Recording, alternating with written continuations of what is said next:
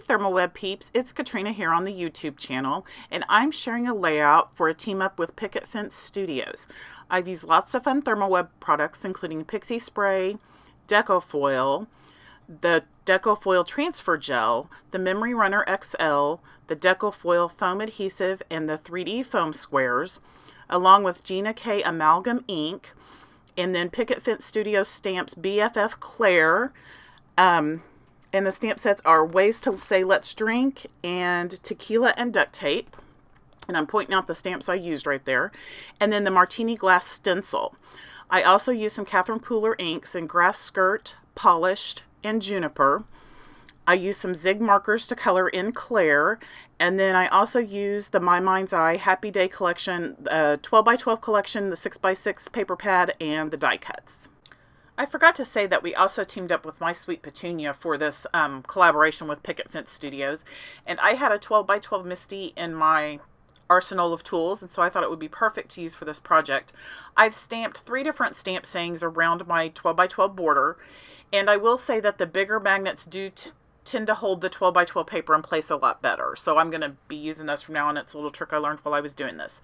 So here I've just finished up, and we're getting ready to apply the transfer gel for the foiled background that I did. I used some purple tape to hold my paper down on my craft mat because I didn't want to spray my Pixie Spray down on there and get my craft mat all sticky. And I just taped down the 4 corners, and then I got my Pixie Spray and started to spray it, and then thought better of it and decided to get my box so I wouldn't have Pixie Spray everywhere. So I got my box and I sprayed the back of the stencil, and I sprayed it really well, especially with all these little areas. I wanted to make sure that those stuck down and I didn't get transfer gel underneath, even though I did a few little places after I started moving it around, but I think it's because I moved my stencil around and I didn't plan very well before I started. But so I've got that Pixie Spray down. You let it dry for about a minute. I would kind of waved it around, and I had a fan going in the room, so that kind of helped dry it. And then I just placed it down on my background, and I started applying the transfer gel. Now, normally I would use my stencil pal to spread because it's a lot quicker than what I did here. But since these areas were so small and I was trying to work around stamped areas that I'd already done because I didn't really want to foil over those, I used a palette knife for this. But I did use my stencil pal to kind of put my transfer gel on and pull it off of. So here I'm just applying the transfer gel, and I'm going to speed this up because I don't think you want to sit through the entire thing of me applying the transfer gel. But I worked it around, stayed away from my stamped areas, and then as soon as I got done, I just pulled it up and moved it to a different area. And I was just real careful when if I overlaid it on top of transfer gel I'd already applied and just didn't do those areas.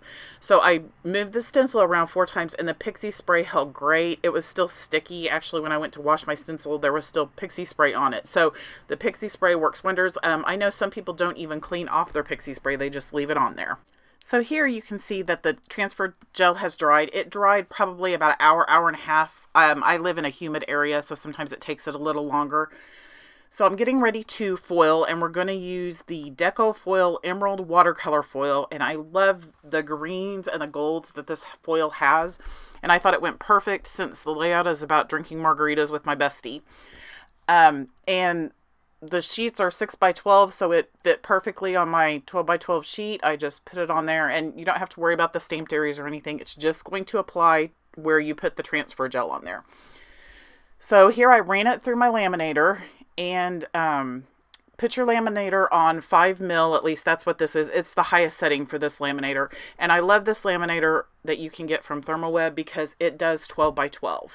So here we're just finishing up with the laminator. I kind of fast forwarded, magic of editing.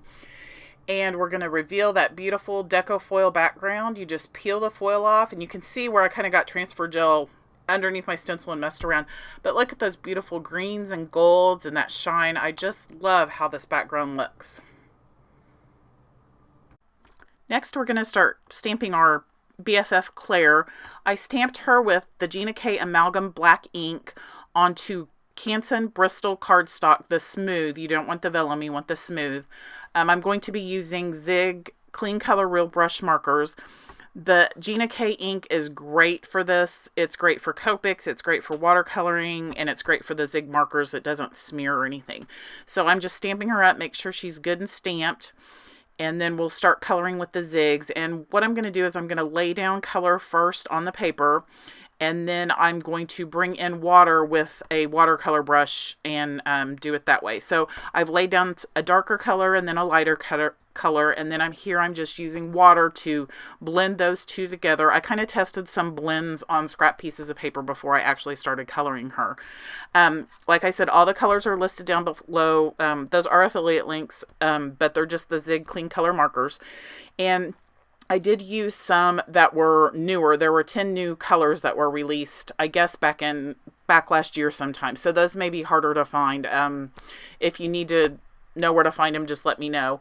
And I also used a colorless blender on her some. It doesn't work real well with the colors, but it does if you get color outside of the stamped image. So here I used about 3 colors for the flesh color. This is actually really one of the first times I've tried to color a person. Usually they're animals or shapes or something. But her shoes are just a light gray. And then her dress, I'd made that blue-green color. And I kind of worked from top to bottom, and then I kind of jumped around. I kind of did all the colors that I wanted to do at once. So like all the flesh colors I did at the same time in the dress I did. And I put a little light pink on her cheeks for a little blush. And then I made her lips just a little bit darker. You'll see I'll put her up to the camera after I get done. And I'm making her hair pink because at that time I had pink hair and I thought she needed pink hair. So I'm just spreading that ink out with water. And if I feel like I've got too much water, I just pick it up with a tissue. That was just a Kleenex that I had laying there for that purpose specifically. And you just take that's using the colorless blender. I don't like to use that a lot because it seems to pill, but there she is all finished, and look how cute she is. Isn't she fun? So now that everything's done, it's time to start putting the layout together. I die cut Claire out with her matching die, and then I also die cut some Deco Foil foam adhesive out so that she would have a little definition to her, make her a little more like chipboard. And then that piece right there, it looks like a lime, but it was actually a lemon. I just took some of my Zig Clean Color markers and found a green color. Actually, I used a couple of green colors that would work and changed it into a lime so it would fit the theme of my layout. Here, I'm building the center of my layout. That blue paper the dark blue is a 12 by 12 that I cut down. And then the other 2 papers are 6 by 6 paper pads. I like to overlay 6 by 6 papers. I like the smaller patterns in them, and I try to make them work for a 12 by 12. So here I'm just popping them up, and I popped up just the one edges of the white flowered one, and then I used the Memory Runner XL to attach it to the blue one because the blue one was popped up and it was laying on top and it would make it uneven. So here I'm attaching it. I'm trying to center my picture, and I couldn't decide on the doily. I had that green one out, and then I decided it was too distracting, so I decided to put white on there. And that little bag over to the left is my bag of scraps, as I've talked about before. Those were scraps of Deco Foil foam adhesive that I had either die cut out or punched out or something. And I keep those scraps because they're great to use on the back of other things. So I just layered some on the back of my picture so I could pop it up. And here I'm just tucking in my embellishments. I used a lot of 3D squares for this. I used the 1/2 inch ones mostly for this. I cut that cactus down so it would fit behind her. And I'm going along and I'm trying to decide. I think it needs something else, but I'm just not quite sure yet. So I get into the 6 by 6 paper pad again, and I'm a firm believer in border punches. I think those are great. So I pulled one of those out and trimmed a strip down, and I liked the way it looked, but I wanted it to be a little longer, and then I wasn't sure. And then I cut it off, and I was like, oh, I'm not really positive. So then I ended up moving it up top after this little piece right here. I tucked that one piece in down under there, and then I was like, no, I'm not sure. So I moved it up top, and then I cut another one so that I would kind of have a matching piece opposite of it. And that I was happy with the way that looked. So here I'm just about to complete my layout, I think. I try to find a title, and I'm just not happy with what I'm finding. So I trash that idea and decide that's not going to work because there's too much going on with the stamping. And I ended up stamping a little tag after this that says, this senorita needs a margarita. And I was kind of making it kind of points to Claire because she doesn't have a margarita. So here it is all finished up, and then here are my project pictures. Thanks for joining me on the ThermOWeb YouTube channel today. All the products I used are linked below if you want to get your own products to make your own fun project. And if you want to see close-ups, head over to my blog, and that link will also be in the description below. Thanks, and have a great day.